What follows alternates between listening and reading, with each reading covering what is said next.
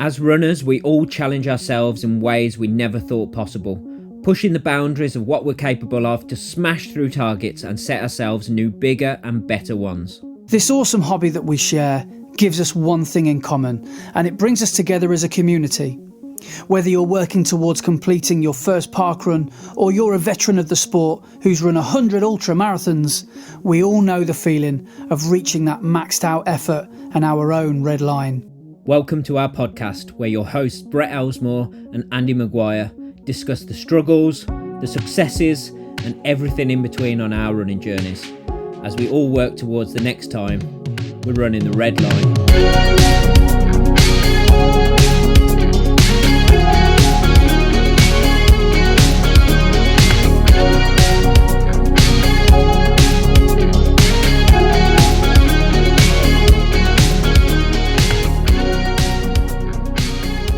Hello and welcome to episode 20 of Running the Red Line.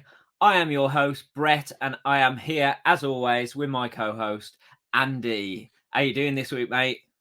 Yeah, how's the COVID? Feeling slightly better. Voice has gone up about an octave, which is unfortunate. So back to just my annoying, nasally Bromsgrovian accent now. So sorry, no more. Barry White has left the building, unfortunately. But feeling a lot better, thanks. Good. So have you been out on runs and stuff this week more than last week? Yeah, it's been really nice. I've been sort of getting back to normal, really. I think by the end of the week, I will have done 5 or maybe 6 days of running, which is back to where I want to be. But I've compensated. I haven't done anything above a 10K.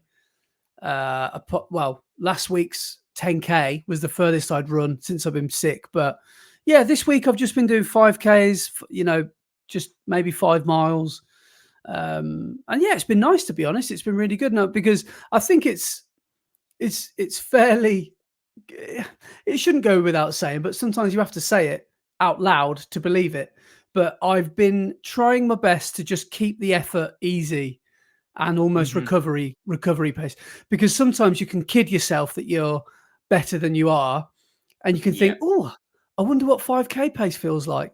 But no, I've just been forcing myself to just keep everything easy this week, and it's felt quite good. And I've been watching, I know it, again, take it with a pinch of salt. I've been watching my heart rate drop day by day because, like someone who commented, I can't remember who it was, it Stephen OxoCube, we'll go through this in a bit, who said he had COVID and he was in zone 4. Was it him who said that? Maybe it was one of our other listeners. I think so, yeah. Watch your heart rate, because even 10-minute miling was sending him into zones 4 and 5 apparently.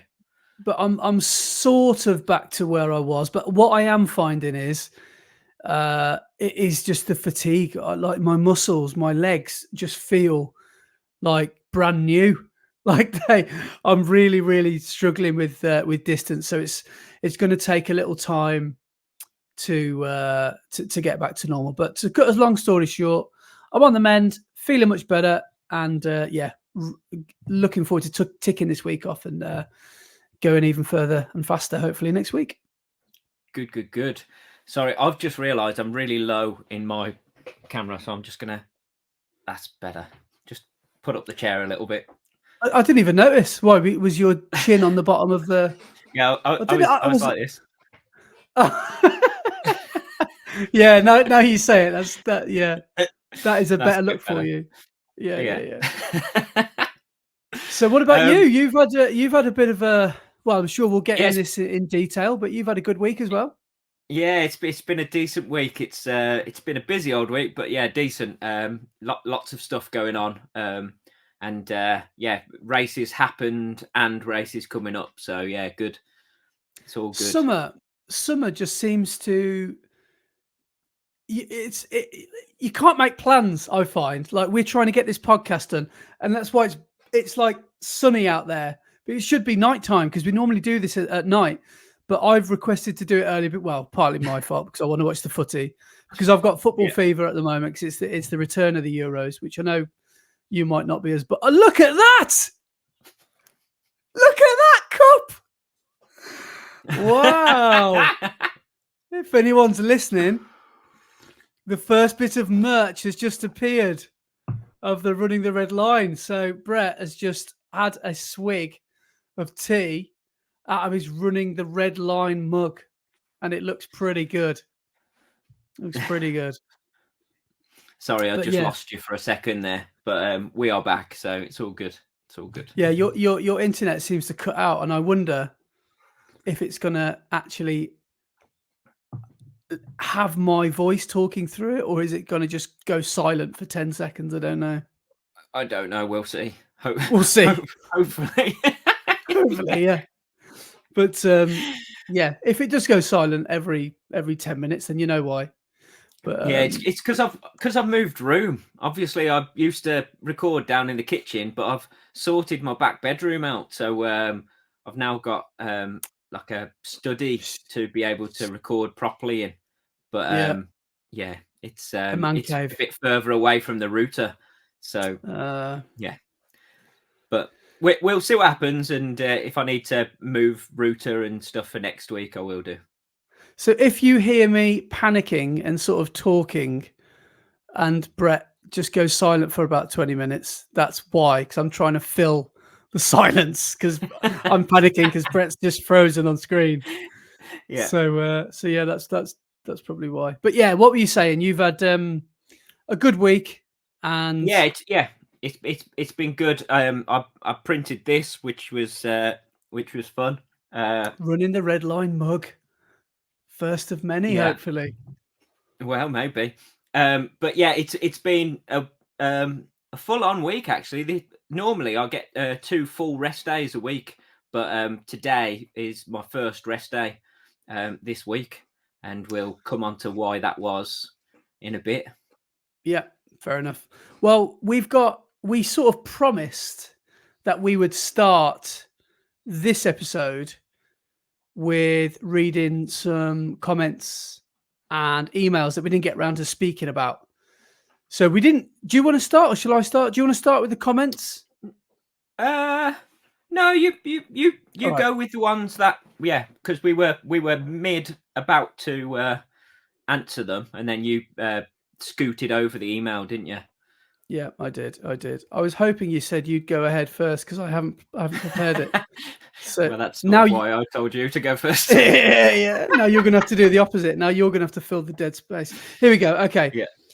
Okay. So we were going to start with Amelia's comment.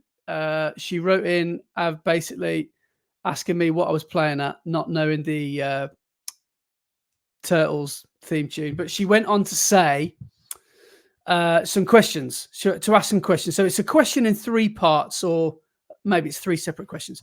So she starts off by asking me, do you think you will be happier reaching sub 3:30 marathon or a sub 20 minute 5K, and why? Ooh, That's a good question. Well, I tell you, right now, I feel like I'd be happier with a faster marathon time, a sub 3:30 than a sub 25K. And I think it is just purely, subjective, but I just feel like more of my life, not more work, but more of my life gets invested into getting that time than getting a sub 25K does, because you could maybe get lucky. You could wake up on a good day and get a sub 25K.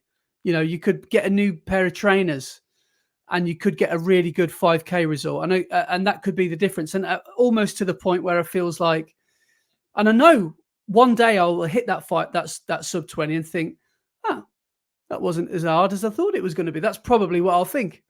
And the sub 3:30 thing has been, a dream of mine for a long time. And so much of your life goes into preparing for that. And let's be honest, so does 3 hours 30 minutes of pain on the day of marathon day. And there are so many different factors that can contribute or go against you on that day that it makes it so much more rewarding if you hit that time. So at the moment, me sat in this room on this fine Friday summer's evening saying probably a sub 3:30 would feel sweeter than a sub 25K. hopefully, though, if you are running a 3:30 marathon, it's not 3 hours and 30 of pain. Because if you're in pain from the moment you Oh cross yeah, that start line, that's that a would good be a point. horrendous way to run 3:30. Yeah, Um, yeah, but I think we've said it before, haven't we? So, like a 5K, you can probably race pretty much every week or every other week yeah, and still feel half decent when you go for it. But a marathon, you can only do once every 6 months. So you've got yeah, one shot at it. And if it goes terribly, you've got to wait a hell of a long time before you can have yeah, another go. So I think that, yeah, the reward from the marathon is a lot bigger than the reward from a 5K, I think. yeah. I think that's probably right. But don't get me wrong, I have been literally chasing this sub 20 for over 18 months now, and it feels like it's getting closer. And then, but anyway, that's for another day to discuss why it's not been happening. But I I think a sub 3:30 right now would feel a bit sweeter. So, but hopefully by the time I get my December. 3:30, I will have already got a sub 25k. So Yeah, fingers crossed. Yeah, yeah, hopefully December, that will be the 3:30. December, or as I like to say because of Duolingo, diciembre. I've been learning. I've been learning Spanish on Duolingo. Have you kept up your streak on it though? Because you said you were really bad and No, just kept on forgetting to do it. no, No. no, no. I keep forgetting because it said, "Do you want me to put notifications on?" I said no because I can't be bothered with it guilt tripping me into, you've got to do this. I don't know. I don't. I'll do it when I want. Don't make me feel bad for not going on my phone. I'm on my phone enough. So Yeah. that is why I don't. And so I've got a streak of about. Well, the thing is though, you do. I've done a week, let's say, but like, let's say you'd miss a day or 2 days in a row. It says you can keep your streak if you use some of your hearts, which basically means you have to do harder questions and then you get your streak back. So it's basically false anyway. Yeah. But yeah. But anyway, moving on to the next question. Question DOS or question two. Brett, how far do you think you can push your marathon PB? 2:45 marathon? 2:30 marathon? How do you decide what your next big goal is? Wow. So I have been thinking about this, and I was chatting to Yarrow when we were on our way to the Hilly 100 the other week about this and what our targets are. Because his target is a sub 3, because he's never quite hit that sub 3, so that's what he's going for. Yeah. I think he's running Amsterdam this year, so that's his target for that. But yeah, I was talking about it, and I think next year at London, my target will be to get as close to 250 as I can. Yeah. But in the future, my big goal is 245, and if I hit 245, I'll be a very happy man, and I won't need to shoot for any more targets. I think Yeah. 245 is that target that once I hit that, that's it. That's probably where my ceiling is. Oh, fair enough. Yeah.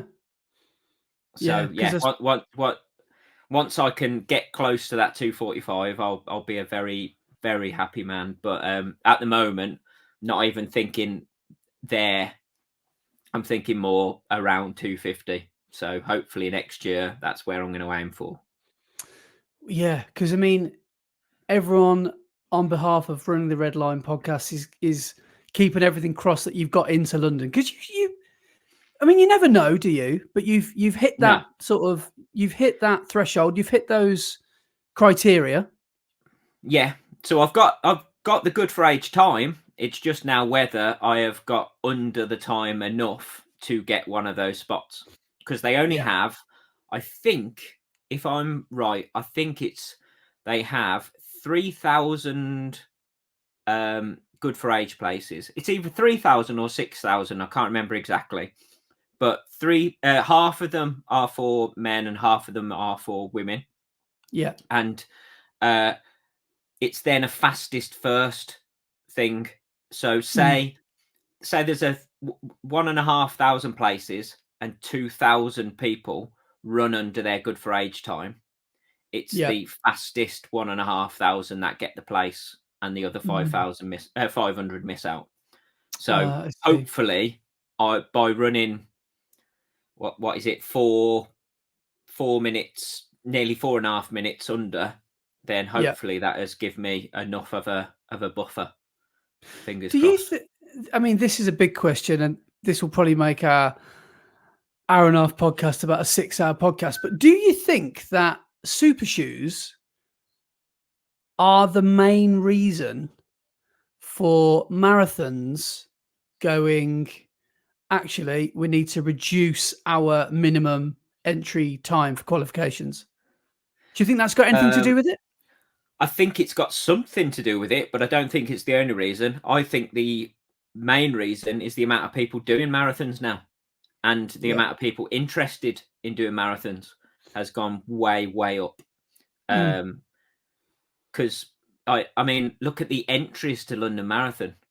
10 years ago, when I started doing London Marathon, there wasn't half that amount even entering the ballot, and now there's what was it, 800?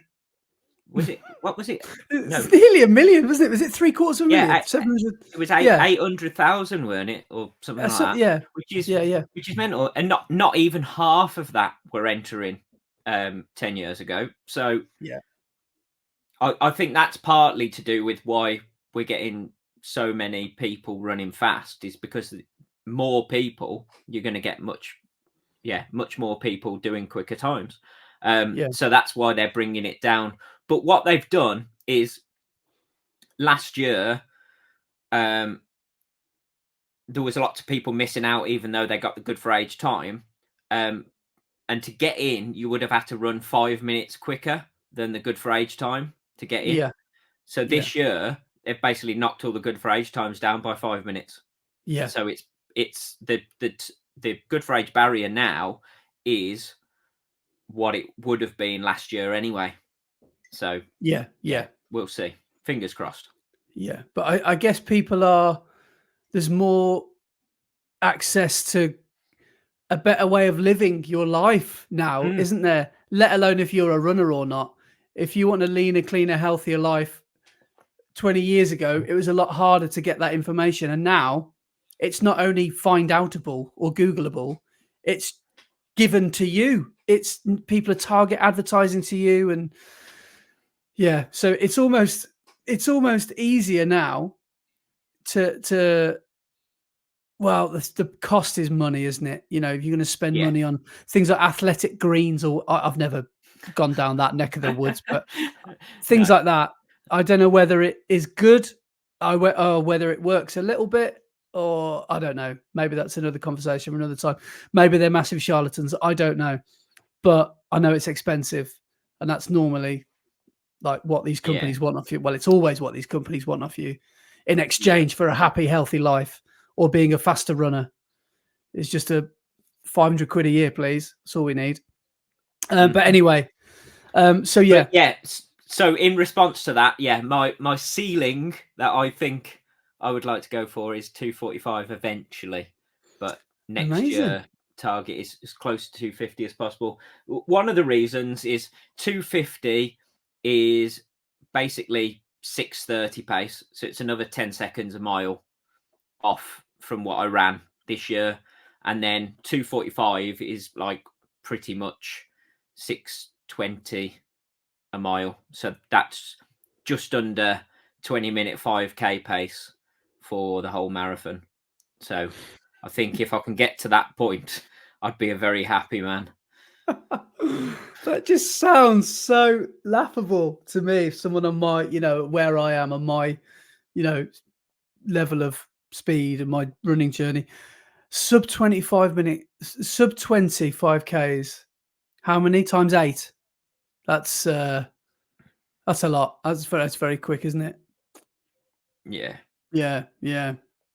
But the third part is to both of us.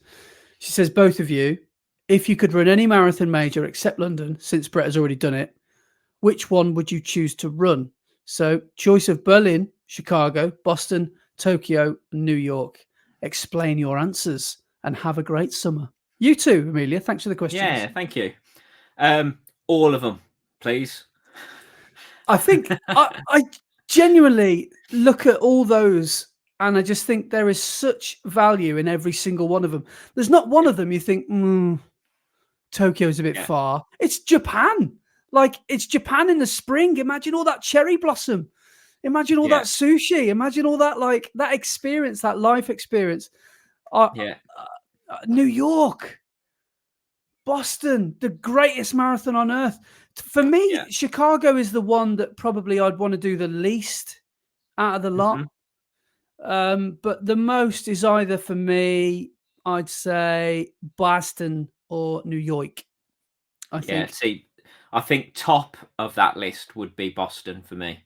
It's the original, isn't it? It's the original marathon. Yeah. It is the one to go and do. Apparently, it's a horrendous course on your legs because there's loads of downhill which just destroy your quads, and then the second half is all uphill. To destroy the rest of your legs. But it just looks incredible. And the whole point thing as well is wicked about Boston. Yeah. I like that. And same in New York. I guess London's a point to point to some maybe they all are actually. I don't know. I don't know if Chicago is or not. But I like the idea that you're on an adventure, aren't you? When you feel like it's a point to point and not a circular route, you just feel like, this is an adventure now. I've got point A was where I started. I've just got to get to point B. And it's, But I think Berlin would be a great away day. I genuinely, because I've not been to Berlin, and apparently it's like the hipster capital of the world. Apparently it's super cool. You'd fit in well because everyone's got mustaches, everyone's got long hair, and everyone's I would actually really like to visit Berlin. Are you calling me a hipster? You're a hipster. Come on. I reckon would you say you're not a hipster? I'm not a hipster. No way. Really? I think you're quite hipstery. But that's a cool thing, though, isn't it? I think it's quite cool. I don't know. Is it? I wish I was. I'm just a bold man. I'm not really anything. I've just got no hair. That's all I am. But I'd say you're quite hipstery. That's quite a cool thing to be. Okay. But Berlin is. Maybe let us know in the comments. Is Brett a hipster? Yes or no? And what am I? No, actually, don't answer that. Actually, question of the pod: what category would you put both me and Andy into? Please. I'm not. I'm not sure I want to read a lot of these, but there's just one more email to read out, and that's from Daniel Day. He's written in a couple of times. The first of which being about trying to put some Adidas Takumi Sens under your nose, Brett. He's written in again. Speaking of on that, they've released that colorway in the Takumi Sen that I bought the Adios Pro in. The pink and red. Yeah. And I've got money in my bank, and I need to buy them. Buy money. How much? Yeah, I'm gonna have to work really hard. They're full price at the moment. Is that about? Yeah, and on the Adidas site you can't use any discounts on all the new stuff, so it's 170 quid. Oh, I thought you were going to say about 250. No. I mean, the Adidas, the Pro 3s are 220, and the Takumi Sens are 170. Oh, so hang on. You've already got the Adios Pro 3s in the pink and red. Yeah. And now it's the Takumi Sens they've released. Yes. Ah, right. Okay. So it was the Takumi Sen 10 that are full price, 170. Yeah. I'm with you. Yeah, they are. I mean, they are really sexy. I was actually looking online last night. Laura turned over and said, "Are you still awake? What are you doing? What are you looking at on your phone?" I said, "Nothing." She goes, "You looking at the shoes on you?" Yeah. I was literally on Start Fitness looking at Takumi Sen 8s because we've got a rule where I actually introduced it. I said, no phones after 10 o'clock at night. And Laura's normally asleep at like 9:59. That's when I get my phone out. So I stay on my phone for another 2 hours. But she's like, "What are you doing? You don't need any more shoes." I was like, I actually do, because I haven't bought any for a while. And I was looking on Start Fitness. There's some Takumi Sen 8s. They're only 85 quid, and I just think that is such a good price. It is. And I'm just trying to work out, are those Takumi Sen 10s and 9s so much better than the 8s is it worthwhile paying more than 50 quid more? The 9s compared to the 8s were just an upper change. So the sole and the midsole is exactly the same in the 9s and the 8s. So if you like the fit of the 8s, then go for the cheaper 8s. But I think I prefer the 9s. So yeah, and then the 10 is a complete overhaul. So the midsole is, and the sole and the upper is different on the 10 compared to the 9. Right. Okay. Would you say they're better, faster? Well, I don't know. I haven't tried the 10s. Oh, so you haven't got any 10s yet? Oh, right. Okay. No. Okay. Well, I'm sure you will do very, very soon by the sounds of things. Yeah, Dan has written in and he said, listening to the podcast today, hearing about your 5K attempts. I think he's on about mine when I'm after this sub 20 attempt. Walsall Arboretum is a rapid course, and having done nearly 300 park runs there, I know it like the back of my hand. If and when you're ready to smash your 5K PB, get in touch with me and I will arrange a bunch of runners from Aldridge Running Club to help you Kipchoge styley. Cheers, Dan. I mean, that sounds amazing, but what a fuss being made over me, the little bald man from Bromsgrove. I don't know if I could physically do that. Just turn up to parkrun with my own Aldridge Running Club pacers, and everyone's running in front of me. I don't know if I could handle that. A, the pressure, and B, the celebrity factor. I don't know if I could handle it. But it does sound really good. It's a really generous thing to offer. And I was thinking of actually making like a little mini announcement that when I think that I'm ready or I'm close to a 5K sub 20, I might say, I'm going to be here. If anybody wants to come and wants to come and join in or help me get me across the line, this is where I'm going to be. And yeah, let's, hopefully do it. And that's going to hopefully happen in the next couple of months. So Dan, thanks for your suggestion. I will keep it in mind. And who knows? Maybe we'll end up doing it. Ace. Yeah. So, when do you think you're going to try your next one? Obviously, you're still not in shape to try it after going down with COVID. But how long do you reckon you're going to take before you do try your next one? Where are we now? So we're at the mid of June, aren't we? So I reckon it's going to be after my ultra, which is early July, a week or two after that. I think I'm going to have a solid attempt at it every Saturday from the 20-something of July onwards. So I don't think I'm going to have an even attempt it for the next month. So maybe I'll attempt it, but I don't think I'll get close. Because I've got to train for this ultra really, rather than a fast 5K, which is just zone 2 stuff, long stuff, hilly stuff. I might have a go. I'm not sure, but realistically, I think it's going to be August is when I'm going to get close. That's what I think. Yeah. Okay. But just while I'm on the subject of parkrun, did you know that in August it's the 1000th edition of Bushy Park Parkrun? Oh, wow. And it is going to be, they predict, because in case they have any cancellations, which I doubt they will, I think it's going to be the 20-something of August. So how cool would it be for me to do a sub 20 there? Well, do you fancy it down to Bushy then in August?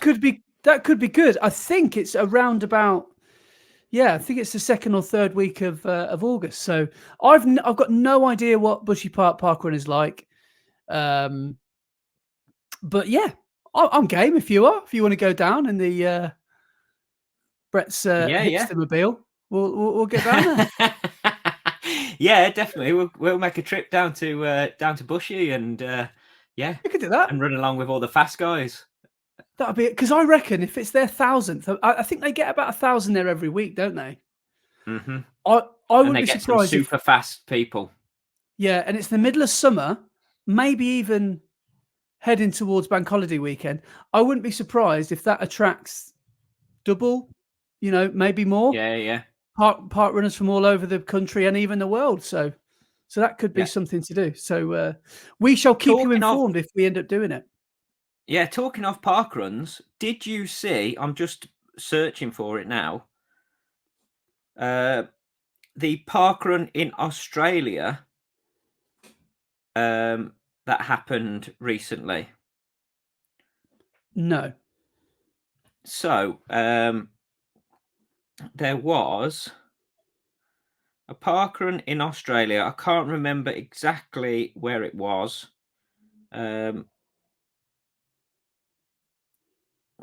No, I can't find it. I will try and find it properly in a minute. But there was a park run in Australia, and Mm. the there were 340 people under 20 minutes. What? That's disgraceful. Wow. Can you imagine that? You came 341st and you'd run under 20. That's absolute crazy thing. Like, because normally you're looking at in this country, yeah, top 50, maybe, if that, are going under 20. Hmm. So yeah, that's fast. That's a fast course. I wonder if it's like some sort of the Australian Olympics have just said, right, we're all gonna have a shakeout or something. Let's all get together in Sydney or something and all stretch our legs. I wonder, yeah, I wonder why so many fast people gravitated to that parkrun that day. I'm not sure. Um, For this exact reason. Maybe they're trying to become get talked about. Can't have done that well because you can't even remember which one it was. no, I can't. No. I just saw it pop up the other day, and then somebody was talking about it at club the other day, and yeah, it's mad, That is crazy, pretty, crazy. that is pretty good. Yeah. But yeah, if I do remember, well, if I do find out where it was, I'll put it in the description under this video on YouTube. But Yeah. yeah, crazy stuff. I think something like top 14 went under 15 minutes. Wow. That's mega. That is just beyond ridiculous. Yeah. Wow. So Fair play. Well, do you want to take us through some of the comments that we've had? yes, so Because I think that's all um, the emails done. yeah, so from last week's video, last week's pod, we had several people saying they were glad we were back. So thank you very much for that. The Woo said he was glad to have Brett and Barry back. Oh, sorry, Barry's gone now, unfortunately. Um, then Robert Devine said, I can understand you want to go sub 20 off your own back, Andy. However, might make a good video for both your channels if Brett were to pace you, perhaps. So we have done this in the past, haven't we? We did it a couple of Yeah. Christmases ago. Yeah. We got you a PB. But you Yeah. never know. There could be an idea in the future. Well, my thing about it is because I've got this like carrot dangling in front of me, which I'm constantly chasing. I can't expect people to give up their Saturdays and their park runs and however they want to run them for me not to do it week after week after week. And it's almost very greedy and selfish of me to have even said this idea out loud. So I'm very grateful that people feel like they want to help. But from my position, I feel very awkward about it now because I don't want to go, oh, yeah, do you want to pace me? And then on the day, we end up doing 23 minutes. Oh, sorry, Brett. Sorry, I didn't do it this week. But yeah, sorry. So what I'm going to do is I'm going to just keep doing my own thing and keep, chipping away at it. And when I feel like, and hopefully get a PB in the process, which is 2037. And when I feel like I'm really getting close to that 20, I will let you know, or I'll let everybody know. When you just said that, I was like, huh? Because you went, when I get a PB 2037, and I was like, is it going to take you that long? It's going to take you 13 years. It might. It could be 2037. We're still doing this podcast, and I still haven't broken 20. Hasn't broke 20. So yeah, it could be the year. What, 13 years? I'll be 52, so 51. Brilliant. We also had a comment from Kieran, and after our mammoth episode last week of 2 hours and 59 minutes, an hour and 59 minutes, I think it was. So nearly 2 hours. He put, well done, fellas. Good to have the chat back. Managed to take you on a long run, a lawn mow, 2 car journeys, the waiting room at the doctor's, and finally heard the end whilst at my work desk. That is a long podcast, to be fair, isn't it? Take us on 4 or 5 different things. It's nice to know we can keep you company, Kieran, through all whatever of that. The occasion. Yeah. Steve OxoCube said about watching your heart rate, which we spoke about earlier. Mark G says, ambitious Andy had some big plans once he's recovered from horrific illness. Good luck, fella. All that cruise food sounds amazing. 3 steaks, though. I should have had 4. That's what I should have had. Yes, next holiday, I'll be having 4. Exactly. And then the last comment from last week's pod is a very long comment from Lee Chesterton, but it's a great one. He said, hi, Brett, you saying you didn't know where the finish line was in that 100-mile relay you did recently. Also winning a park run remind me of a race I did some times ago in a little village called Kingston near Evesham. With about half a mile to the finish, I found myself in the lead, but as I ran towards the finish, I missed the turn to the entrance of the field, only for the guy in second place to shout and point to the right entrance, give me just enough time to double back and win the race. I've often thought what a noble thing that was to do, and would other runners have done it? Which, I tell you what, that is quite noble, isn't it? That the bloke in second let him know that he was going the wrong way. But he then says, also, I went back the following year to defend my crown, only to find, as I was driving to the start line, I saw runners running past the car and I'd missed the start. And then he says, and under the heading, strange things that have happened in a race, I ran London back in 2003, and as most runners do, you look for runners who are running your pace.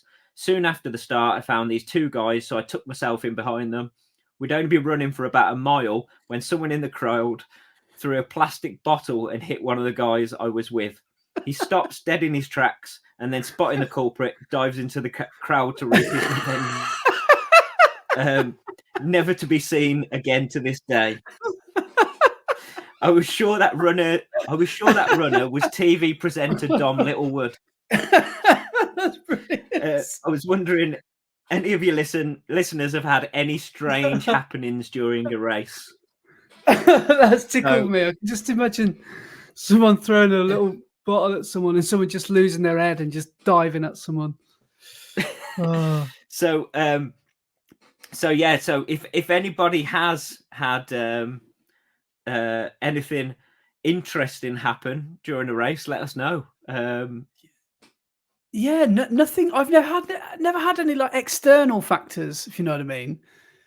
Apart from like, with you like getting lost a couple of times, or I've had a few stomach problems, but nothing has ever happened to me like that. So no, I I don't think anything crazy has really happened. But do you remember when Gary Manders wrote in and he said he was he was watching the London Marathon once, and he said someone had got really bad chafing in their in their inside legs.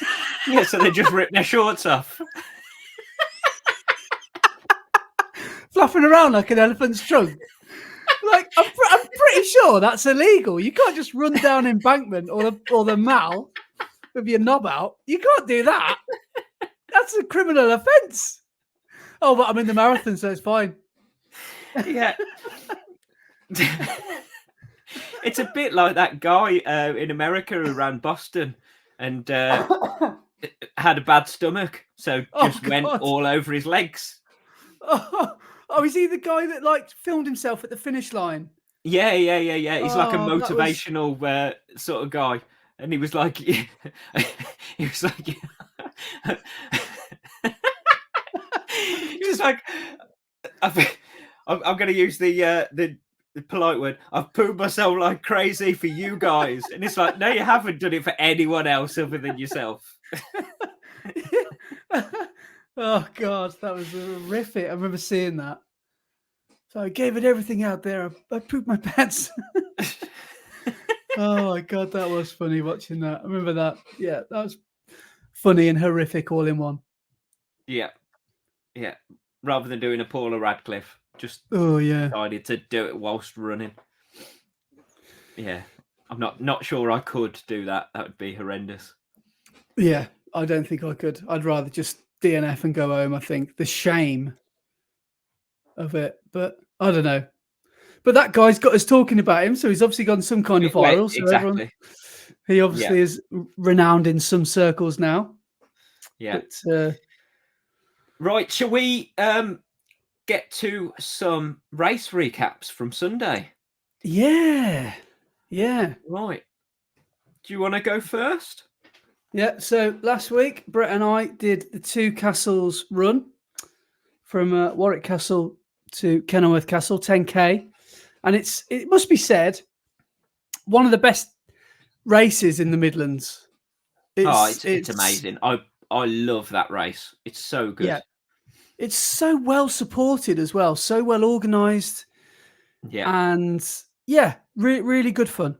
And I obviously, as you know, this time last week was feeling a bit under the weather still. So I decided, because all along I'd really wanted to go for it on this run. I know it's a hard course, but I just wanted to just give it everything out there.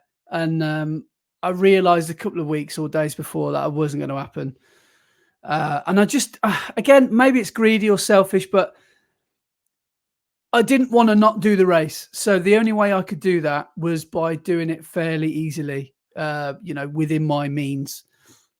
So I decided to do like a progressive run, like almost treat it like a tempo. And it went pretty well, if I'm being honest, looking at my splits. So I finished the race, by the way. I programmed Garmin to get me around in 52 minutes. And I followed my watch to the letter and I got round 51:49, I think was my finish time. So I was quite pleased with that. And I progressed from the first kilometre right up to the 9th. But my 10th kilometre was supposed to take me in between 10K pace and 5K pace. And I just couldn't do it. I just couldn't get there. I couldn't find the power, the energy.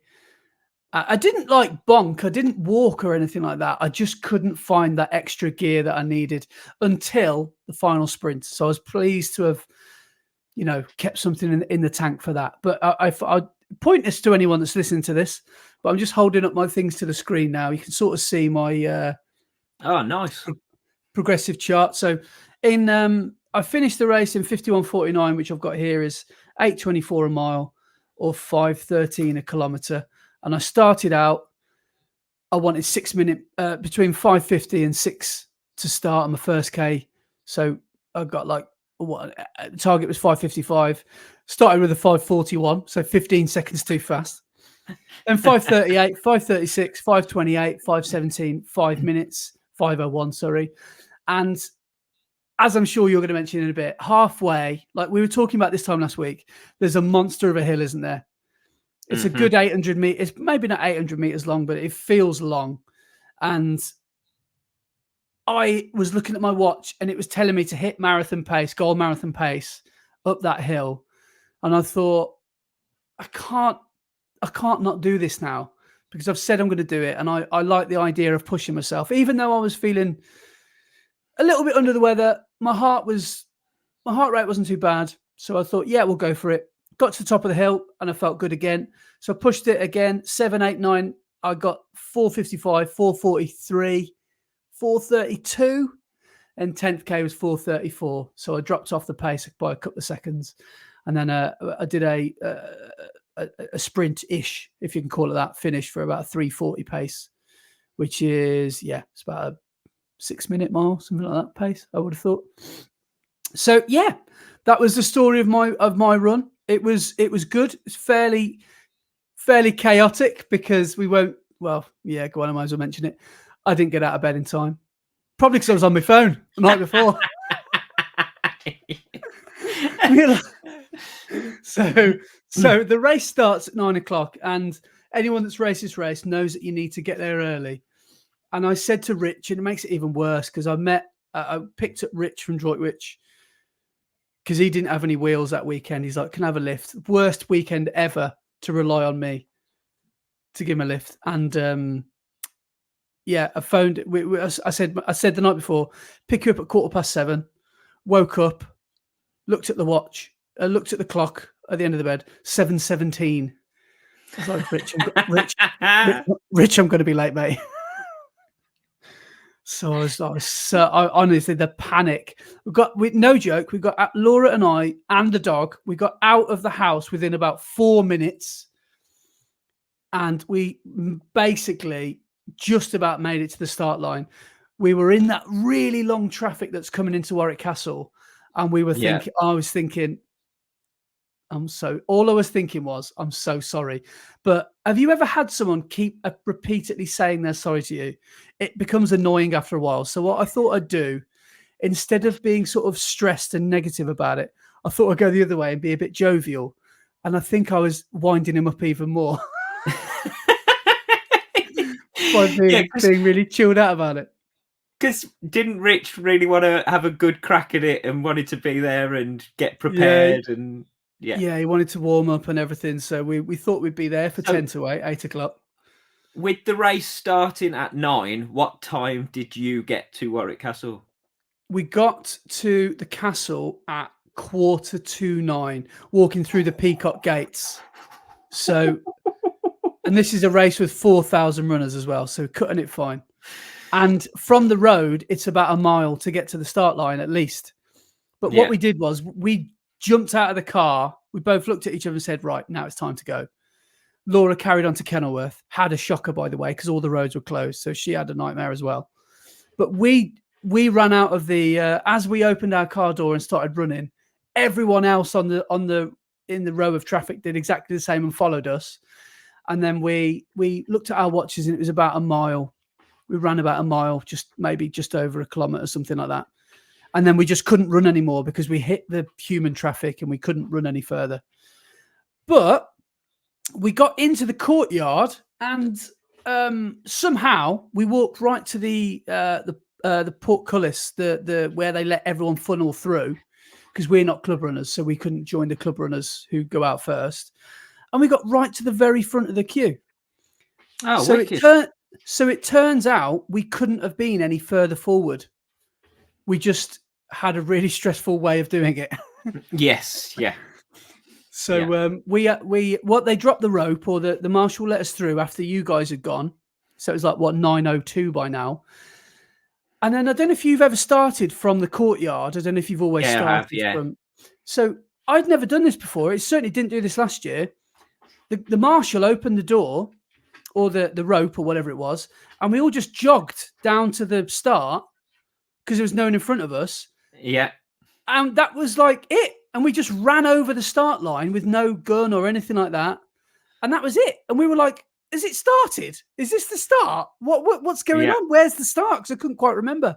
And then we ran over the start line, and it was actually quite a nice way to start the race, actually, thinking about it. It was a nice little warm-up. And then, so then I started with Rich. Tim was there, middle-aged running man. He was at the start as well. Them two cracked on together, and that's when I sort of sat into my sort of slightly slower Ks, and then basically, sped up as we went along. But the whole day, I've got to say, it was really good fun. Yeah, and it's wicked. And then went into Kenilworth for a coffee afterwards, and the rest is history. That was it. Nice. So so although it was a stressed rush start, you actually started in the best place you could.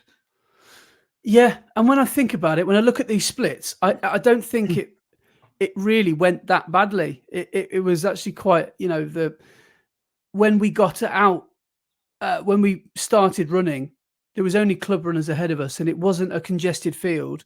It would have been if we'd have been maybe 10 minutes later, so we couldn't weave our way to the front of the rope. Yeah, see, that's what I did last year, because obviously I was coming back from injury, so I didn't want to run it fast. I purposely stayed back to stop me going out faster with other people at the front.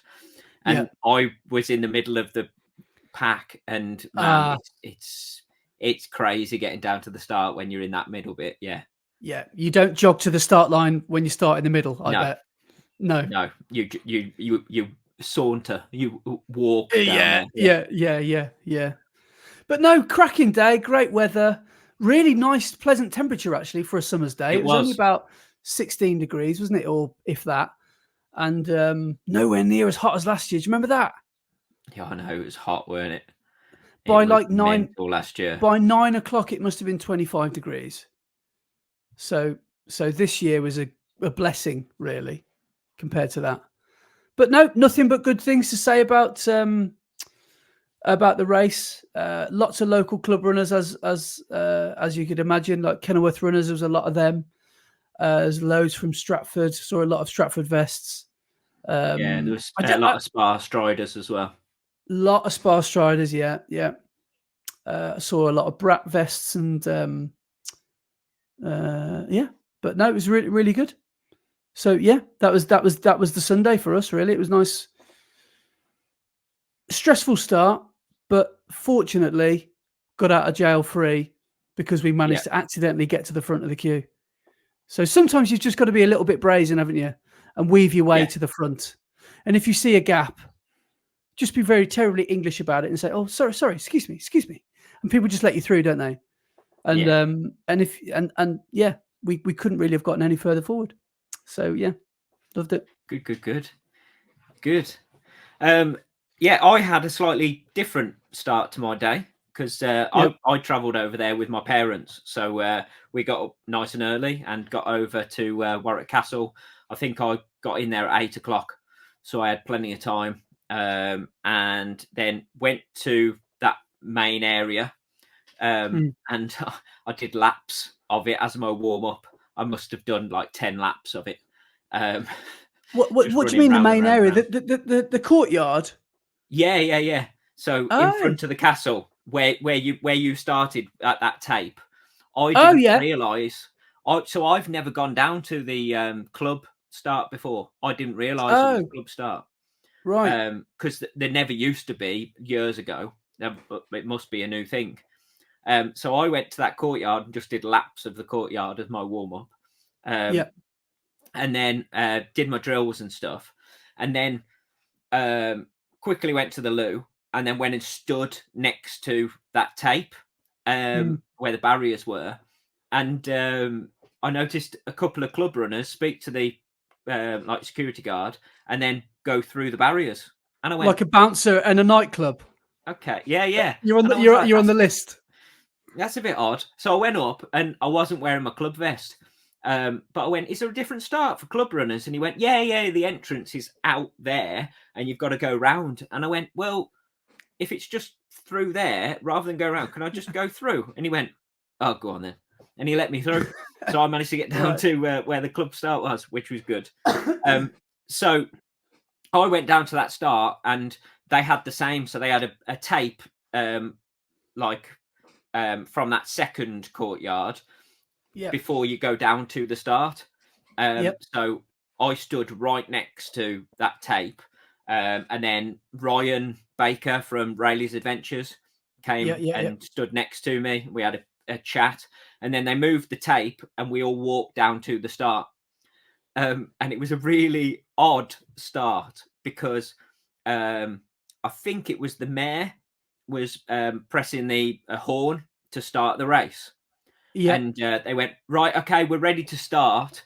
So we all like looked around and said like, have a good race and stuff like that. And all of a sudden the horn went, and I Oh, think they were going to count down from 10, and the mayor didn't realise, so he just pressed the horn, the and mayor it had a mare. started, and we were all going, ah! So we just ran across the start line, and because of that, the pace car Yeah. that should have gone off didn't go. So we all ran round the pace car, and the pace car just got stuck and Yeah. decided not to go. Yeah. So Well, of course it. Yeah. so yeah, that was a bit odd. So we all ran round the pace car and just went off. Ryan just sped off into the distance. He is flying at the moment. He's like a Um, gazelle, isn't he? yeah. But I set off, and yeah, it was. I was going at a good pace. I can't remember what I ran that first mile in. I'll have a quick look. So the first mile I did a 5:45, which was decent. Pretty happy with that. But then the hills start coming, and your pace just starts getting slower and slower, and then you can start to pick it up again towards the end. So, like my pace chart, you can properly see where the big hill is right in the middle. Yeah. Wow. So my slowest mile was a 6:09, which was going up that hill at halfway. Yeah. Yeah. Was But that mile 3, 4? mile 4, yeah, Yeah. mile 4 Yeah. was a 6:09. But yeah, really pleased with how the race went. One of the other Kenilworth runners, Harry Purwell, who I know quite well, he at about, I think we're about the 2 mile mark, and he came past and went, "Hi, Brett," and then went off into the distance. So he'd started slightly back, and then at halfway up that hill, I managed to catch him back up and overtake him. And I was like, Nice. "Yeah, well done, Harry. Let's go." And then as soon as we hit the top of the hill and it was downhill, he just came flying past me again and went off into the distance again. Oh, And right. I tried to stay with him, but he was running way too quick Yeah. that day. But yeah, the hills were tough. I'm not going to say they're not. It's a very tough course, especially that hill at the middle. And then obviously you get out into the housing estates, and it's quite flat, and that's quite Yeah. a nice thing. But I am at that strange pace and that strange race like area where I can't go with the front pack because they are way too quick. Like the winner did it in 32 minutes, something. So Wow. they're way too quick for me. So I can't go with that front pack. But I'm a bit quicker than a big chunk of people who are all running around 40 minutes. Yeah. So that section just always spreads out, and you end up running it on your own. So it's like a time trial rather than a What the race. You're not really racing anyone. flat housing estate bit? No, the whole race. So Oh, the you whole set bit, off, right? and Okay. obviously, yeah. So you bunch together Mm. at the start, and then it just spreads out really quickly, and you're pretty much running the whole race on your own as a time trial. So Yeah. obviously, I saw Harry come past, and I caught him back up and everything. So we had a bit of a dice and stuff, which was good. But I pretty much ran on my own up until about a mile to go. So in that last mile, Yeah. a guy caught me up, and we caught up 2 other runners. So as we were going through that housing estate bit, that was the only time that I really ran with anyone. Mm.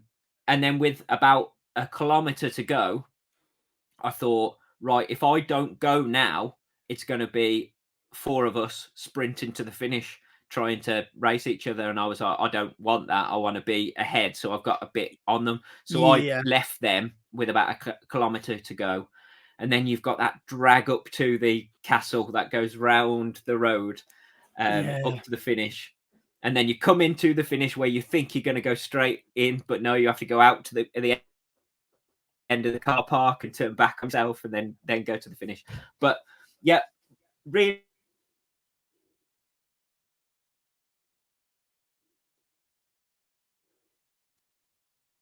Am I back? Yeah, you're back. Yeah, just say that bit again. You have to go round the car park. Yeah, round the car park and then back on yourself, and then you turn to go to the finish. And the finish is like a gravel path, isn't it? Into the castle. Yeah. That's what I always think. I know that from watching your video. Actually, when you hit the gravel path, you're really close to the end. Sorry, say that again. I disappeared again. When you hit that gravel path, you know that you're really close to the end, don't you? Yes. Yeah. And yeah, that's where you properly put on the afterburners and try to go for the finish. It's tight though, isn't it? It's really tight. Is. I feel a little bit guilty about like shoulder barging someone out of the way. There's like a lady club runner just ahead of me, but she was like following the racing line, and she was doing what I could only imagine is about an 8-minute mile. And at the time, I'm coming up doing like a 6-minute mile, and that's a bit of a discrepancy in speed, isn't it? And I thought, there's no way I'm going the long way around, so I'm going on her right, and I cut through, and I had to literally, I had to put my hands out to make sure she knew I was there, and just sort of palm her off, because otherwise I just would have had to like knock into her. But and you've got no look. Yeah, I just had to wrap my elbow in her face. But like, you've got no oxygen in your lungs to say, "Excuse me," have you? Or it'll be nice. Yeah. So it's every man for himself at that point, isn't it? You just want to get over that line quicker than everybody else. Well, that's the way I feel about it. Yeah, but I got to that gravel path, and there was a couple of people up in front. Harry was about 20 seconds up the road from me, so I could just see him in the distance. So I was pretty much on my own for that last bit again, but managed to cross the finish line. And my target that I put down on the pod last week was to run under 37 minutes to try and do a course PB. And when I crossed the finish line, I stopped my watch, and my watch said 37:01. So I had to wait till the official results came out, and I ran a 36:58 off my chip. Yes. So amazing. Well happy, managed to do the job at hand, but I came 28th overall. So pretty pleased with that. Done. Yeah, that's mega. Yeah, so because obviously I think there was 4,500 people entered. Yeah. So so pretty pleased with 28th. Very happy with that. Yeah, but it's such a good race, and then just the atmosphere in Kenilworth Castle afterwards is ace. It's great, and it's really good. There's a free shuttle, isn't there, which apparently was a bit chaotic. Well, that's what I was just about to talk about. So we chatted to you, and you decided you were going to go and get a coffee in Kenilworth before going on the way to your car. We were going to stay in Kenilworth Castle and have a coffee, but I basically said to my parents, I was like, should we just go and get a coffee at home? I'll make us a coffee. I can make a better coffee than you will get here. So how hipster does that sound? Here he is. Brett Rich Roast Elsmore.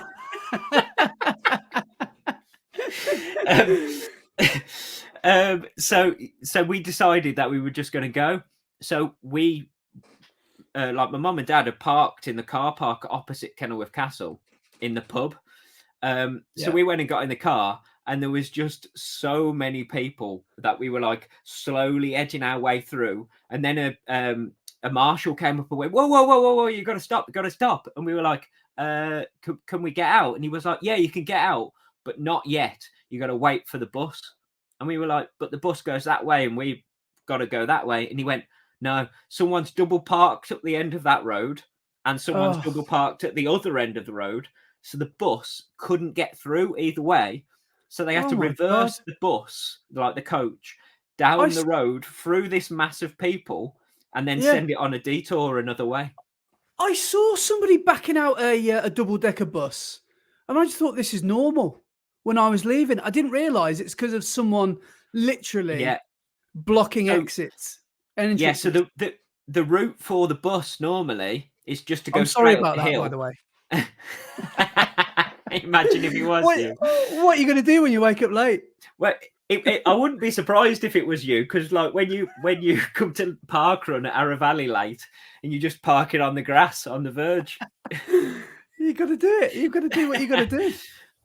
But yeah, somebody apart. So the route for the bus normally is straight up the hill, and then it's quite direct back to Warwick. But they had to reverse the coaches down the hill and turn down another road, which was quite tight and everything. So yeah, that was a bit interesting getting out. But pretty bad. Yeah, but you made it. But yeah, no, a great day, a wicked day. It's as I said, it's one of my favourite races of the year. I just love it. Yeah, yeah. And then there was no rest for the wicked, because I do believe 24 or 72 hours later, 48 hours or 72 hours later, you had another race, didn't you? Yes. So on Sunday evening, the guy who organises the Vets League for like the club's team for the Vets League put out an email saying there was still a space for the 3,000 meters on Wednesday.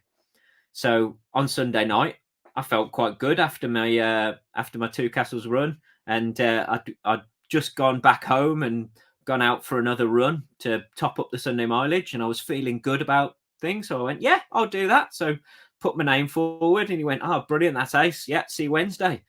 So on Wednesday night, I travelled over to Stratford, and it was the second meeting of the Vets League for this year, the Midlands Vets League.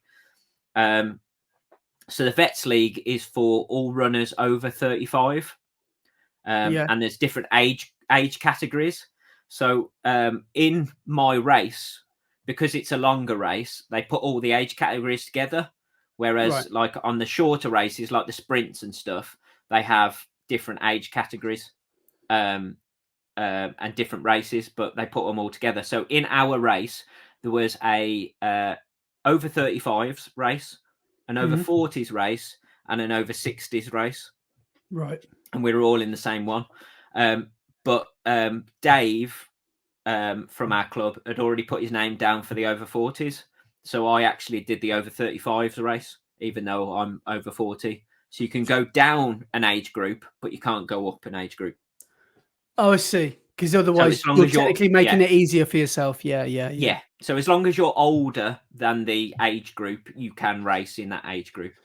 So I was in the over 35s, and we all lined up, and I was like, okay, so my target for this year is to try and break that 10-minute barrier in the 3,000 meters. And stood on the start line, and I went, right, 10 minutes for 3,000 meters. That is 80 seconds per lap, 3 minutes 20 per K. So I said, right, I'm going to go out, try and get in front of people, so I've got a bit of space in front of me, but 80 seconds per lap. And I set off and managed to get in front of everyone and ran a 76 for the first lap. So went off way too quick, and I was like, oh man, I've done myself over here.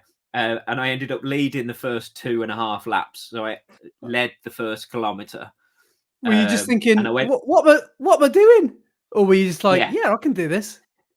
Well, I was sort of thinking, yes, I need to keep up this pace. But at the same time, I was like, I've gone out too quick here. And I know I've gone out too quick. We'll see what happens. Yeah.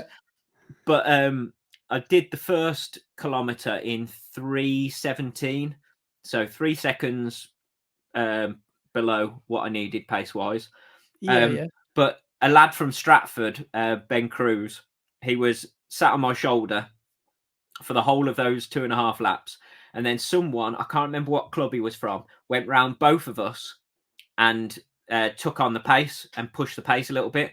And Ben Cruz saw that and just followed him. and Mm. he's stupid quick. So he was just toying with us. He was just going to sit on whoever went out front. He was going to sit on their shoulder, and he did do that. So in the last 100 meters, he just went round him and sprinted for the finish and won the race. But wow. So I led the first kilometer, first 2.5 laps, and then thought, right, I'm just going to try and hang on now. And the first mile, I felt pretty good. And I went through the first mile, I think, exactly on pace. So 5:22 for the first mile. And then it just started to hurt. And we just carried on. And I knew I was going to be close, but I managed to run my last 400 meters. The last lap was the fastest of the race as well. So it was 76. And then the last 200 meters, when I put in my final sprint, I managed to do the last 200 meters in 35 seconds. Nice. But I crossed the line in 10 minutes and 3 seconds. So 3 seconds off, which means I needed to run 3:20 a K to do 10 minutes, but I ran 3:20.75 per K. So I was 0.75 of a second per K off hitting that 10-minute barrier. So it's next to, I wouldn't say it's pointless looking at your watch to try and pace you, but it still might not do the job because of because it's so accurate. The timing is. Well, that's, you don't want to get the 3K PB this early in the summer, do you? well, I got a PB. It was an 8-second PB, so happy about that. But so really happy to get a PB in the first race of the season, but gutted to be 3 seconds off. Because you're probably just thinking, oh, if I hadn't looked over my shoulder and cost myself a second on the first lap, or if I hadn't just anything that cost you 1 second or something, you're probably just replaying those moments. I've just redone the maths in my head, and I lie. I ran 3:21 a kilometer. Yeah. So I was 1 second per kilometer off. Yeah. But no, I'm pretty pleased with that, because do you know, we were talking about 5K last week, and this summer I want to try and break 17 minutes for the 5K. That 3K, 3:20 a kilometer is 16:40 5K pace. That's like 20 seconds faster than you want to run, isn't it? Wow. Yeah. So, and it didn't feel. Did it feel like you were about to explode? Like, did you have to sit down after that 3K? Were you like, no? I didn't. I wasn't at the point where I needed to lie down or sit down or anything. We finished, and you have a quick breather, and then you have a chat with everyone and say well done to everybody. So it wasn't like I'd put everything on the line. But I could still feel Sunday in the legs. So I think hopefully the next 3K I do, if I can go into it a bit fresher without a race in the legs, then hopefully it could be on. We never know. That's a good position to be in, especially if you've got this 5K on the horizon as well. Because I imagine you're training more for the 5K sub 17 than a 3K sub 10, aren't you? So hopefully the sub 10 will just happen along the way. But when you do these club meets, like cross country, is it similar to that, where you're in a league as a club, or you're in a league individually? So it's the Vets League is all the Midlands clubs, and it's like obviously all people over 35, and you score points in each race. So maximum points is first, then so many points for second, and so on. And all the points get totted up at the end of the meeting. So there's a leaderboard for the meeting as clubs, and then at the end of the year, the clubs that have gotten high enough in their area then go to the Vets League final, and then you race other areas as well for the final. So for example, the 2 running brooms. Did you see their video, or when John was racing a steeplechase, whatever distance that is? Is that 3,000? I don't know. You can. And there's 2 different ones in the steeplechase. well, I don't remember what it was, but I get the feeling that there were only 2 people, or you scored points if you finished second or third or something. So they were like, John, sorry, I did it cut disappeared. out? I was just saying. Yeah, go on. Hello? No, he's gone. It's going well, isn't it? Is he there? Should we start that again? Yeah. Yes, I'm back. Yeah. So I was just about to say, so for the steeplechase, there's either 2,000 meter steeplechase or there's a 3,000 meter steeplechase. Yeah. Okay. Well, I know John. I get the impression that his club had said to him, "Look, we haven't got anybody running in this event, but if we finish second or third, and there was only 3 people in the race, you'll score points." So is that why some people sometimes do the long jump, or like the hammer throw, where they're like, "I've never thrown a hammer in my life. I just need to score some points for the club." Exactly that. So one of our guys on Wednesday did the high jump, the 400 meters relay, and the I think he did the 100 meter sprint as well. Right. But at the Vets League final last year, I did the 400, the 800, the 1,500, and the 3,000. At the final. Yeah, all on the same day. That's a lot of events. Yeah. Oh God. Yeah, because it's points for the team. So if you haven't got anyone in the race, you're losing a lot of points.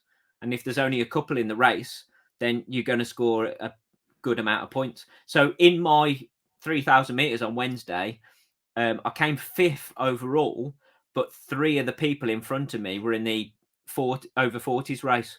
So there was only 1 over 35. So I came 2nd in my race, really, which was good. So I got a decent amount of points. Have you got one eye on cross country? Because didn't you say there's the big nationals in September? Yeah. So it shouldn't be in September. Solid mud. It got cancelled, didn't it, earlier in the year because of the weather, which is silly because the whole point of cross country is you go and get muddy. But they cancelled it because the car parking was flooded rather than the actual course. So they didn't want people getting stuck in their cars. So they cancelled it. But I think that's now in September, which is going to be mental, running a cross country in the heat. Yeah, you get a suntan. This is not what it's supposed to be like, is it? Yeah. No. So is that worth, getting the cross country spikes on for a couple of times before, just to remember how they feel, or are you just going to just turn up and? If I do enter it, I'll just turn up and give it a crack. Because it might be that you don't even need spikes. It might be that hard that you just need a good pair of shoes. Yeah. So you're not nailed on to do that then? You're not like... No, because when they cancelled it, they refunded everybody's entry. Yeah. And they're now asking you to re-enter for the one in September. So yeah, we'll see when it gets closer to the date and see how I feel. Yeah. So have you got? I know obviously now Two Castles is done.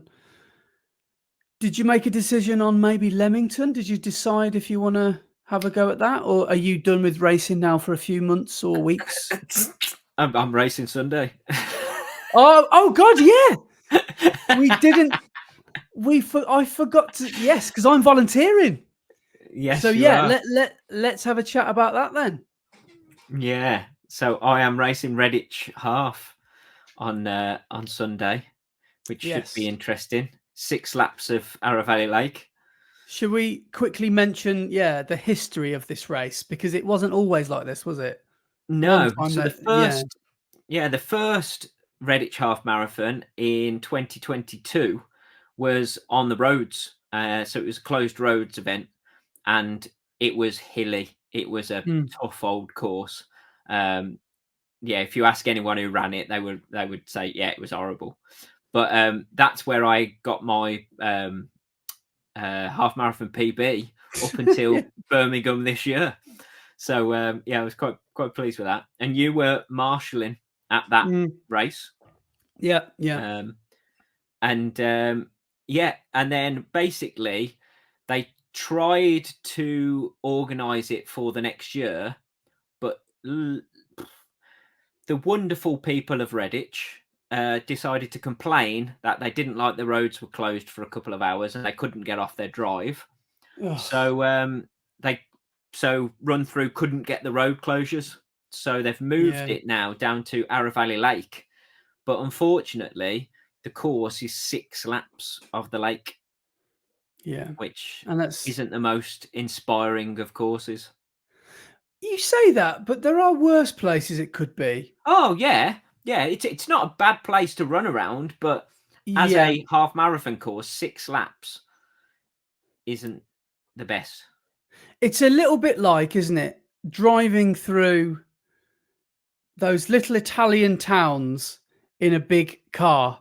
Like Arrow Valley is not meant to host half marathons and 10Ks with multiple laps, with multiple people passing tight corners at the same time. Like, and there's one bit where you go from the path around the lake into Stitch Meadow, it's called, and it's a single lane path, and they put cones down the middle because there's people coming in and out. But then obviously there's slower runners and faster runners trying to overtake them. So sometimes there's 4 abreast on a single path, and it gets quite hairy at points. Yeah. So that's obviously going to be a problem. But did you say you might have had a bit of beef with Run Through? Yes. You didn't go into detail off air, but no. Yeah. So feel free to vent. So last year at Redditch Half, I had a great race. I was still coming back from injury, so couldn't race it. But I had a great race, and I came second, which was amazing. And then after the race, it was a bit odd because they cheered you across the line and said, "Well done, you've come in second," gave you your medal, and then that was it. They didn't say anything else, and it was a bit of an anticlimax. They didn't want to get a photo on the podium or anything like that, and it took me and Gav, who came third, to grab the guy who came first and get us all on the podium, so our families could take photos and stuff of us on the podium and things. It was really odd. So it's like they didn't really care. And that's the last we heard from it. And then people were saying, what did you win for coming second? And I was like, nothing. They didn't give us anything for it. And then apparently one of the lads who had come in the top 3 of the 10K emailed Run Through and said, come on, you've got to at least give us something for coming in the top 3. And eventually, a couple of weeks later, we got an email saying, congratulations, well done for coming second. Here's a free entry to another Run Through race. And I was like, wicked, that's cool. I'll use that to enter Redditch next year. Yeah. So fast forward to last week, and whilst I was sat down after the 2 castles, I thought, right, I'll enter Redditch now. So got onto their website, got my entry, typed in my free entry code, and it said, this code is invalid. And I was like, okay, this is a bit odd. Why is this not working? So I emailed Run Through and said, I'm just trying to enter the Redditch Half. I've tried to use my code for my free entry from last year's event. Can you tell me how I get it to work, please? And it took them a couple of days to get back to me. But eventually I got an email from them on Tuesday, which said, hi, that code was supposed to have been used by the end of the year. So unfortunately, it won't work anymore. Sorry if that's caused you any inconvenience. If you want, we can give you a 20% off discount for a race if you want. Thanks. Bye. And I was like, hang on a minute. You're offering me a 20% discount off a race by taking away my prize for coming second. Oh, that's But on their original email, there was no expiry date, no other information other than, well done, here's a code to get you a free race. There was no expiry, nothing else. So I've emailed them back to say there was no expiry date, no information telling me that I needed to use it by the end of the year. And what you're basically saying is the prize you gave me for coming second, you're now taking away. So I've got nothing. And they responded today eventually, and said, as a goodwill gesture, oh man, they would reinstate the discount code and give me a free entry as a goodwill gesture. oh, that's left a sour taste, no doubt. Yeah, which isn't great. So first of all, they weren't even going to give us anything. They didn't celebrate our like top 3 positions. They didn't, because back last year as well, they didn't put anything on their social media about the Redditch race. They just said that the Redditch race had happened. Whereas most of their races, they put up like Instagram stories or Instagram posts saying this person came first or this. Yeah, first female, first male crossing the line. Yeah. And they put nothing on, didn't celebrate it at all. It took somebody complaining and saying, come on, you've got to give us something for them to actually send out, here is a free place. And then they tried to take it away and say, sorry, you can't have that. But the best bit about it was in their first response email. In their first response email, they said that code's now invalid, and unfortunately, we can't reinstate them, and we can't start them again, and that we can't make them work again.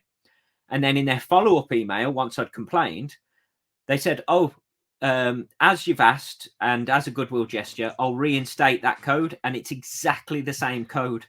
So in the first email, bloke lied to me and said he can't reactivate the code, and in the second email, they reactivated the code. It's disappointing, really, isn't it? Because, like, you didn't have to say this, but you could say, look at the results from last year. Look at the email of the person who's sending you this. It's the same name. So there's no way that I'm lying about who I say I am. And that's just like, I don't know. I always thought Run Through were a pretty good at rolling with the punches sometimes when things don't go smoothly. But yeah, maybe they've started to realize that they won't give things away for free. Like, not free, but they don't want to give anything out anymore because I don't know, but which is a shame because they should be. Yeah. But I was chatting about this with some other people the other day, and I don't know whether it's because Run Through now put on so many races. There's like one every weekend, maybe 2 or 3 every weekend run by in every region. Yeah, and I don't know whether they've spread themselves so thinly, it's now made the races not so special and not so so much of an event. It's more just, oh yeah, this is what we do every week. There you go, have your medal. See you later. Yeah. I do think that they've got their favourites as well, where they put the money in and the time. Like when Laura and I went down to do Hampton Court, you could see the actual money and the time and the effort and the amount of resources they put into that. And then when you look at Redditch, for example, like you say, it looks like they've kind of just sort of, this one doesn't do so well, so let's just not mention it. Yeah. So Alton Towers is a massive operation, and then Redditch, they've got the blow up finish line, and there you go, done. Yeah, it's a shame, really. Let's hope that Sunday goes well. But anyway, fingers crossed it'll be all right. So yeah. So what's the plan then? I am gonna go out and see what I can do. It's a flattish course, even though it's 6 laps. It's pretty flat. There's only one slight incline on each lap, So yeah, we'll go out at a decent pace and see what happens. Amazing. I think you'll do really well. Hopefully, that guy that finished first ain't there this year. Yeah, well, this is the thing. I've never seen him before in my life, never seen him since. And he just rocked up to Redditch, ran a 1:16, and then disappeared. Never been seen again. Yeah. Yeah.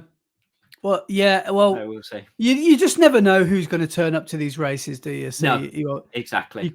I'll have to make that decision how you race it on the day. But yeah, I don't see why not. You can maybe even get another PB, can't you? If you really want, if you run well and there's no collisions or there's no accidents on course.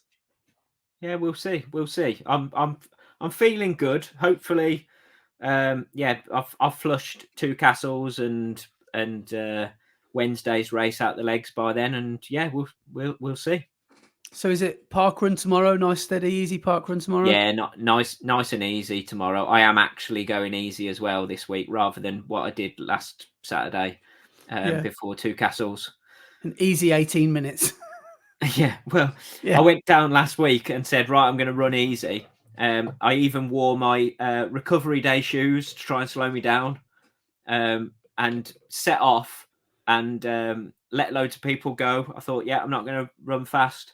And then looked down when I hit the first mile, and I run a 6:30 first mile, and I went, oh, if I just pick up the pace a little bit here, I could run a sub 20. So then ran a 19:20, I think it was.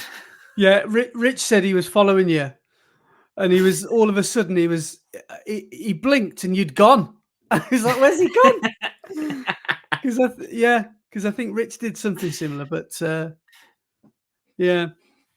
But I've got a spontaneous race tomorrow, Saturday. Ooh, an actual race on a Saturday.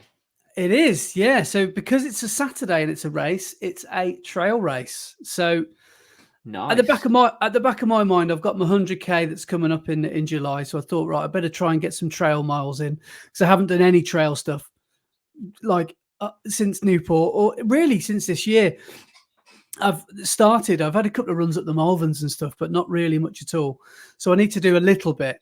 And it got to midweek, and I was thinking, I've got to do something. Like I've got to go on surely there's a local race I could do this weekend. So I was thinking of doing Redditch, but I knew like Two Castles, I'd want to go hard, and I know that I'm still not 100%. So I just thought, well, it would be a shame to sign up to Redditch and then not run it hard, if you know what I mean. So I just don't think that would be the best thing for me to do. I looked into pacing, and then they sent me the roster on who signed up to what. And the pacing slots that were available were just ones that I didn't really want to do. There was like a 90-minute 10K or 2-hour 30 half marathon or something like that, or something I just didn't really fancy doing. So instead, Laura and I, and Daisy, so shout out to anyone that's going to be there on Sunday, we're going to be volunteering. We're going to be in the high vis, and we're going to be marshals along the course. So we'll give you 6 hellos when you pass us 6 times. You'll be sick. We'll be sick of each other by the end of it. And so I saw this. Have you heard of the brand of races called Maverick? Yes. So I found a race on Sunday, which is called the Dorset Original. And I thought, that sounds pretty good. I saw some photos by the sea and all that. I thought, that's not too bad. That, yeah, why not? Let's have a look. And they've got like a short, a medium, and a long course. And I've got them here. The short is 7K, middle's 14, which is 9 miles. Long is 25K, which is about 15 miles. So I thought, one's too short, one's too long. Let's go right down the middle. And then I saw that you're allowed to run with your dog for an extra £3 quid. So it's going to be Daisy's debut race. And that's a canine cross race. Yeah. But the thing is, there's not going to be that many dogs there. I think there's going to be, 1 or 2% of people will bring a dog, because most other people will be like committed to like actual trail running. So yeah, I just think it's going to be just something different, and it's going to be a lot of gnarly climbs. I've looked at the photos, and the good thing about it is you can download the GPX file, which I've already done. So I've had a look at that. Looks like there's some tasty climbs.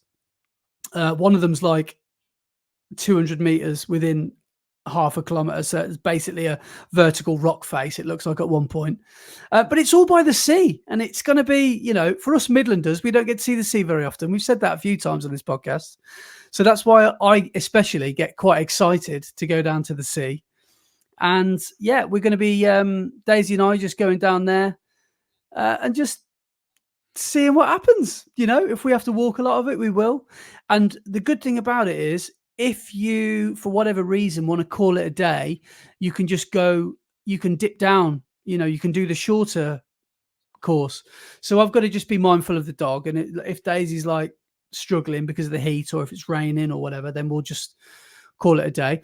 But I've also seen that afterwards, they've got a pizza van, they've got a fresh ice cream truck, and they've got loads of refreshments at the event village afterwards, which looks really good. So I just think, I think the whole thing's going to be quite a good experience. And this all boils down to the fact that Laura is working all day, and that means I'm dog sitting basically. And Daisy, when you've got her on your own all day, she's a bloody nightmare.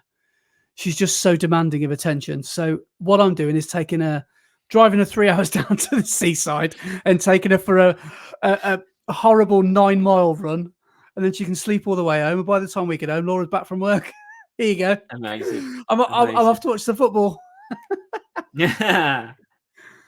So it's going to be a good day of running, and I will see you on Sunday and let you know how it all went. Yeah. Amazing. Sounds good. Amazing. Right. So we are on the time that we said we were going to do. Yeah. Because Andy needs to go and watch the opening ceremony of the Euros, apparently. Yeah. It's a huge game today, Germany v Scotland. I've got football fever massively. I've been really looking forward to this, like a kid at Christmas. I just love all the stadiums, all the kits, all the players. Like I just absolutely love club football. I'm getting old enough to. Bit disenfranchised now with club football because of the amount of money that goes into it. But with national football, you know, when you get like, I don't know, Slovenia versus Serbia, I'm like, I'm watching that. There's no way I'm not watching that. It's going to be a great game. So, brilliant. Yeah, it's going to be a good 3 weeks of footy. Amazing. So, yeah, I'm off to watch that in a minute. Yeah. So I will let you get off to that. Thank you so much to everyone for listening. I am so sorry for the sound and video troubles. I will have a look at my internet and hopefully get that sorted for next week. But yeah, thank you so much for listening, and we will see you next week. Cheers, guys. See you next week, guys. Cheers.